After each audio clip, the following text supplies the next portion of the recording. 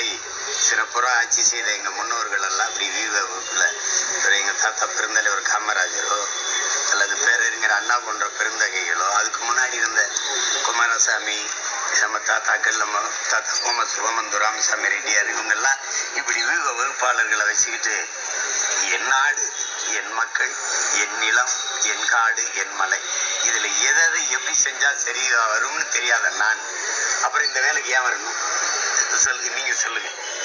செங்கொண்டத்தில் யார் நிறுத்தினா வெல்லலாம்? இங்கே யார்? இங்கே அரியலூரில் யார்? பெரம்பலூரில் யார்? திருவண்ணாமலையில் செய்யாறில் யார்? யாருன்னு இது கூட தெரியாத நான் எப்படி? எனக்கு நிறைய மூளை இருக்கு, காசு தான் இல்லை, அதனால எனக்கு அது தேவையில்லை. அது நீ எத்தனை வியூகத்தை வச்சு என்ன பண்றது? கத்தரிக்காயின்னு தாளில் எழுதி பயன்படுங்க. நிலத்துல இறங்கி அது செடியை விதைய போட்டு செடியை முளைக்க விட்டு தண்ணி ஊற்றி உரம் வச்சு வளர்த்து விளைய வைக்கணும். அப்போதான் கத்தரிக்காய் வரும். இங்கே மேசையில் உட்காந்து கத்தரிக்காய், சோரக்காய் அப்படின்னு எழுதி பயனில்லை. அது ஒரு சிலருக்கு அது இப்போ ஒரு குறிப்பிட்ட காலமா இந்த நோய் வந்துச்சு. பிரசாந்த் கிஷோருக்கு தமிழ்நாட்டில் என்ன தெரியாது? எத்தனை ஆறு, எத்தனை ஏரி, எத்தனை குளம், எத்தனை சமூக மக்கள், அந்தந்த சமூக மக்களுக்கு இருக்கிற பிரச்சனை இல்லை. அவர் தானே சார் அரசியல் கட்சி நம்புறாங்க. நீங்க உடல்ல கொழுப்பு கழிப்பிட்டீங்க, பணக்கொழுப்பு கழிப்பிட்டீங்களா? நம்ம சொல்லுகிற வாய்க்கொழுப்பு அதிகம் அப்படின்னு சொல்லுவாங்க பார்த்தீங்களா? இந்த கொழுப்பு அதிகம், அந்த கொழுப்பு, அது மாதிரி பணக்கொழுப்பு அதிகமா இருந்தா இதெல்லாம் தேவைப்படும். அது நம்ம அதை பத்தி பேசி காலத்தை நேரத்தை வீணடிக்க வேணாம். களத்துல நாங்க இருக்கோம். இந்த மண்ணுக்கான மக்களுக்கான அரசியல பேசி வர்றோம்.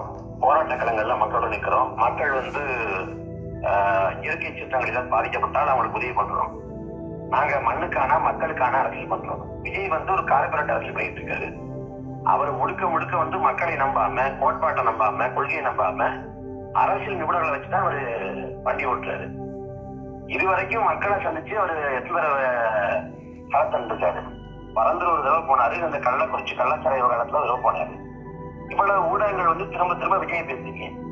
ஓராண்டாயிரத்தி கட்சியோடைக்கு பத்திரிகையாளர்களை சந்திச்சு பத்திரிகையாளர்களுக்கு முன் கொடுத்து அவர் கேள்விகள் எதிர்கொண்டு பதில் சொல்லுவதற்கான திராணி விஜய்க்கு இருக்கா? அவர் நாம் தமிழ் கட்சியை விமர்சனம் பண்றது என்ன தெரிவிருக்கு? அவர் பணியோட விட்டு வெளில பத்திரிகையாளர் சந்திக்கட்டும், மக்களை சந்திக்கட்டும், மக்களுக்கு ஊக்கம் கொடுக்கட்டும். மற்ற கட்சிகள்லாம் தேர்தலை எப்படி எதிர்கொள்றது அப்படின்னு சொல்லிட்டு அவங்க நிபுணர்களை வச்சிருந்தாங்க. இவர் கட்சி நடத்துறதுக்கு நிபுணர் வச்சிருக்காரு. ஒவ்வொரு நகரையும் ஒரு கட்சினா எல்லா சிக்கல் குறித்தான நிலைப்பாடு இருக்கணும், கோட்பாடு இருக்கணும். கட்சியுடைய ஓராண்டாயிடுச்சுல அதிமுக குறித்து விஜயோட நிலைப்பாடு என்ன? தாவேக்கா நிலைப்பாடு என்ன? அதிமுக ஊழல் கட்சியா இல்ல நல்ல நிர்வாகம் கொடுத்த கட்சியா? காங்கிரஸ் குறித்து உங்க நிலைப்பாடு என்ன? காங்கிரஸ் வாரிசு அரசியல் பண்ணக்கூடிய கட்சியா இல்ல நல்ல நிர்வாகம் பண்ண கட்சியா? எது குறித்து எந்த பதிலும் இல்லை. திருப்பரங்குன்ற மலை விவகாரம் பேசுபொருளா இருக்கு தற்காலத்துல.